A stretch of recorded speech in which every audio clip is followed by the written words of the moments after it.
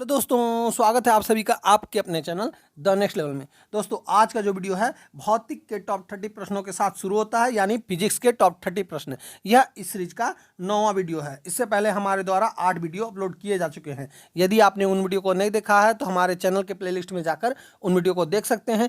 काफ़ी महत्वपूर्ण प्रश्न उन वीडियो में बताया गया है, जो कि आपके आने वाले एग्जाम के लिए काफ़ी महत्वपूर्ण है और स्कोरिंग करने वाले प्रश्न हैं। तो उन वीडियो को आप जरूर से जरूर देखें और जितना हो सके अपने दोस्तों में भी शेयर करें, ताकि आपके मित्र भी उन वीडियो का लाभ उठा सके।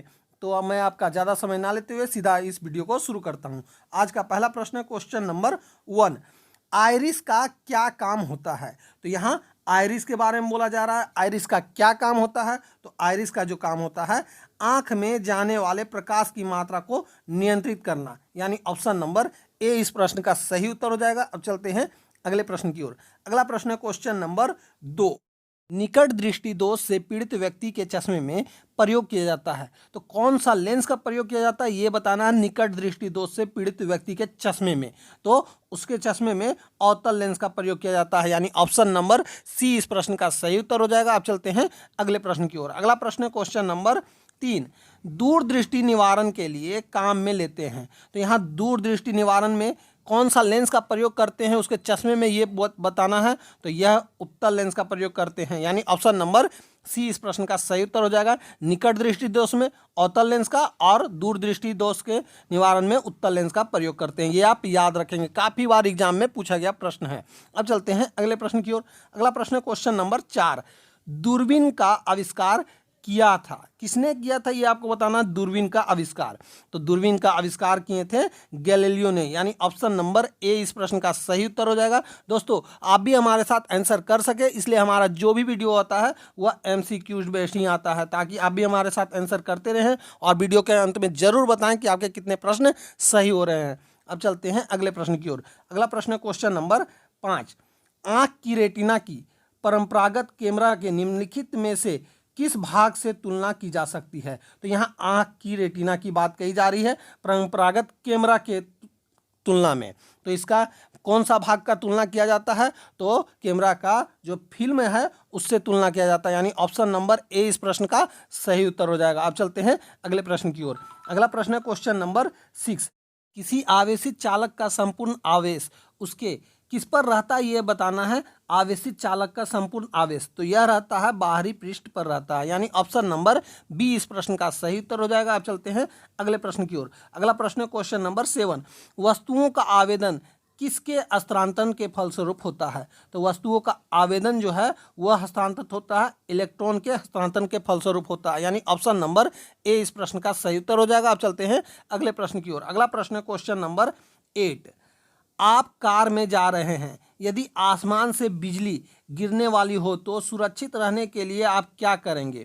तो यहाँ पे क्या बोला जा रहा है, यदि आसमान से बिजली गिरेगी तो आप कार में सुरक्षित रहने के लिए क्या करेंगे? तो यहाँ पे ऑप्शन दिया हुआ, कार की खिड़कियाँ बंद कर लेंगे, कार की खिड़कियाँ खोल देंगे, कार से उतरकर नीचे बैठ जाएंगे, कार के ऊपर बैठ जाएंगे। तो यहाँ पे सही आंसर हो जाएगा कार की खिड़कियाँ बंद कर लेंगे, यानी ऑप्शन नंबर ए इस प्रश्न का सही उत्तर हो जाएगा। आप चलते हैं अगले प्रश्न की ओर। अगला प्रश्न है क्वेश्चन नंबर 9। दो स्थिर आवेशों के बीच लगने वाला बल उनकी मात्राओं के गुणनफल के अनुक्रमानुपाती तथा उनकी बीच की दूरी के वर्ग के व्युत्क्रमानुपाती होता है। यह नियम किनका है? तो यह नियम जो है कूलाम का नियम है, यानी ऑप्शन नंबर सी इस प्रश्न का सही उत्तर हो जाएगा। अब चलते हैं अगले प्रश्न की ओर। अगला प्रश्न है क्वेश्चन नंबर 10। किसी विद्युत परिपथ में इकाई धन आवेश को एक बिंदु से दूसरे बिंदु तक ले जाने में किए गए कार्य द्वारा मापा जाता है। उन बिंदुओं के बीच के क्या मापा जाता है ये आपको बताना है। तो यह मापा जाता है विभवांतर, यानी ऑप्शन नंबर बी इस प्रश्न का सही उत्तर हो जाएगा। अब चलते हैं अगले प्रश्न की ओर। अगला प्रश्न है क्वेश्चन नंबर 11। सर्वाधिक विद्युत चालकता वाला तत्व क्या है?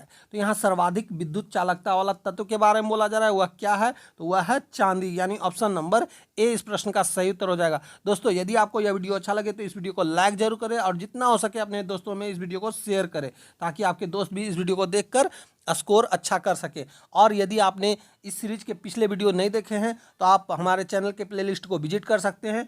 उस प्लेलिस्ट में आपको बायोलॉजी और केमिस्ट्री के भी क्वेश्चन मिलेंगे जो कि काफ़ी महत्वपूर्ण है और एग्जाम में पूछे गए प्रश्न भी हैं, तो आप उन वीडियो को भी जरूर देखिए। अब चलते हैं अगले प्रश्न की ओर। अगला प्रश्न क्वेश्चन नंबर 12, अति चालकता का लक्षण है।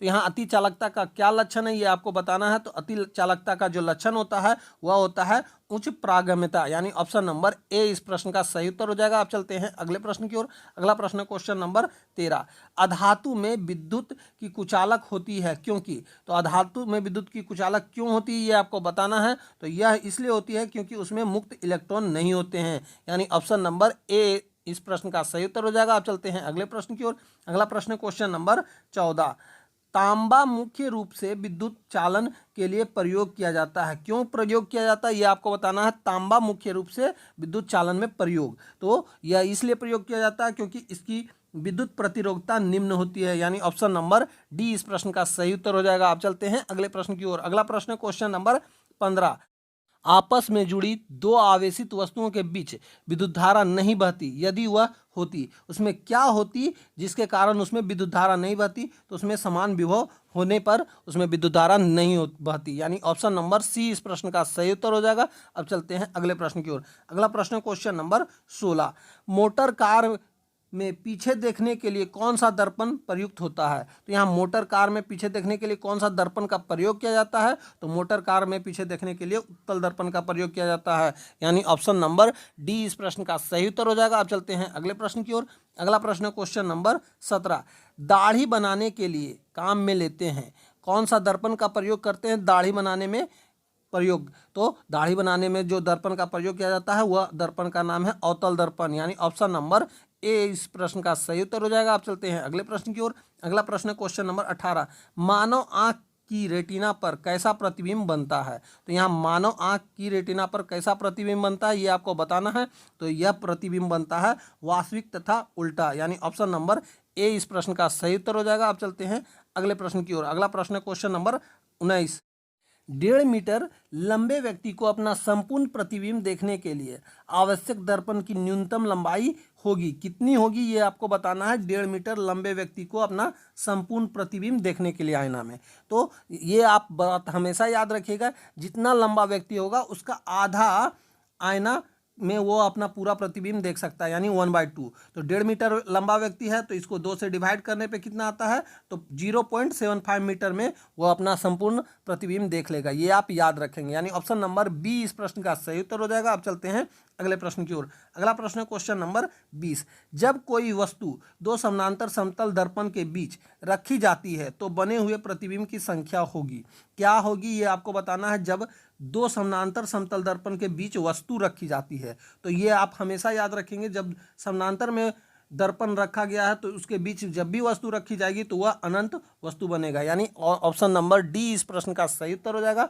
अब चलते हैं अगले प्रश्न की ओर। अगला प्रश्न क्वेश्चन नंबर 21, पानी में हवा का बुलबुला वैसे ही काम करेगा जैसे करता है, कैसे काम करता है ये आपको बताना है। पानी में हवा का बुलबुला, तो यह काम करता है अवतल लेंस की भांति, यानी ऑप्शन नंबर डी इस प्रश्न का सही उत्तर हो जाएगा। अब चलते हैं अगले प्रश्न की ओर। अगला प्रश्न क्वेश्चन नंबर 22, धूप के चश्मे की क्षमता होती है, कितनी होती है ये आपको बताना है। धूप के चश्मे की क्षमता तो यह होती है 0 डायोप्टर, यानी ऑप्शन नंबर ए इस प्रश्न का सही उत्तर हो जाएगा। आप चलते हैं अगले प्रश्न की ओर। अगला प्रश्न क्वेश्चन नंबर 23, यदि किसी ऐनक के लेंस का पावर +2 डायोप्टर हो तो इसके फोकस दूरी होगी, कितनी होगी फोकस दूरी ये आपको बताना है। यदि लेंस का जो पावर है +2 डायोप्टर है तो इसकी फोकस दूरी होगी 50 सेंटीमीटर, ये आप याद रखेंगे। अब चलते हैं अगले प्रश्न की ओर। अगला प्रश्न क्वेश्चन नंबर 24, किसी अपारदर्शी वस्तु का रंग उस रंग के कारण होता है जिसे वह क्या होता है ये आपको बताना है। अपारदर्शी वस्तु का रंग, तो यह रंग जो होता है यह होता है परावर्तित नहीं करता है, यानी ऑप्शन नंबर सी इस प्रश्न का सही उत्तर हो जाएगा। आप चलते हैं अगले प्रश्न की ओर। अगला प्रश्न क्वेश्चन नंबर 25, लाल कांच को अधिक ताप पर गर्म करने पर वह दिखाई देगा, कैसा दिखाई देगा। लाल कांच को अधिक ताप पर गर्म करने पर तो वह दिखाई देगा हमेशा हरा दिखाई देगा, यानी ऑप्शन नंबर बी इस प्रश्न का सही उत्तर हो जाएगा। अब चलते हैं अगले प्रश्न की ओर। अगला प्रश्न क्वेश्चन नंबर 26, प्रकाश का रंग निश्चित किया जाता है, किसके कारण प्रकाश का रंग निश्चित किया जाता है ये आपको बताना है। तो यह किया जाता है तरंगदैर्घ्य के द्वारा, यानी ऑप्शन नंबर सी इस प्रश्न का सही उत्तर हो जाएगा। आप चलते हैं अगले प्रश्न की ओर। अगला प्रश्न क्वेश्चन नंबर 27, तीन रंग मूल रंग हैं, यह कौन से हैं ये आपको बताना है। तीन मूल रंग, तो वह रंग का नाम है नीला, हरा और लाल, यानी ऑप्शन नंबर बी इस प्रश्न का सही उत्तर हो जाएगा। अब चलते हैं अगले प्रश्न की ओर। अगला प्रश्न है क्वेश्चन नंबर 28। सबसे कम तरंगदैर्घ्य वाला प्रकाश होता है, कौन होता है ये आपको बताना है। सबसे कम तरंगदैर्घ्य वाला प्रकाश, तो यह होता है बैगनी, यानी ऑप्शन नंबर डी इस प्रश्न का सही उत्तर हो जाएगा। अब चलते हैं अगले प्रश्न की ओर। अगला प्रश्न क्वेश्चन नंबर 29। जब प्रकाश के लाल, हरा व नीला रंगों को समान अनुपात में मिलाया जाता है तो परिणामी रंग होगा, क्या होगा ये आपको बताना। परिणामी रंग, तो यह होता है हमेशा सफ़ेद, यानी ऑप्शन नंबर बी इस प्रश्न का सही उत्तर हो जाएगा। अब चलते हैं अगले प्रश्न की ओर। अगला प्रश्न क्वेश्चन नंबर 30 और इस वीडियो का आखिरी प्रश्न है। कैमरे में किस प्रकार का लेंस उपयोग में लाया जाता है, तो यहाँ कैमरे में किस प्रकार का लेंस उपयोग में लाया जाता है ये पूछा गया है। तो कैमरे में उत्तल लेंस का प्रयोग किया जाता है, यानी ऑप्शन नंबर ए इस प्रश्न का सही उत्तर हो जाएगा। तो दोस्तों यहीं पे हमारा यह वीडियो समाप्त होता है। उम्मीद है कि आपको यह क्वेश्चन अच्छा लगा होगा और आपने पिछले सारे वीडियो को भी देखा होगा। तो अब मैं मिलूंगा आपसे अगले वीडियो में, तब तक के लिए जय हिंद, वंदे मातरम।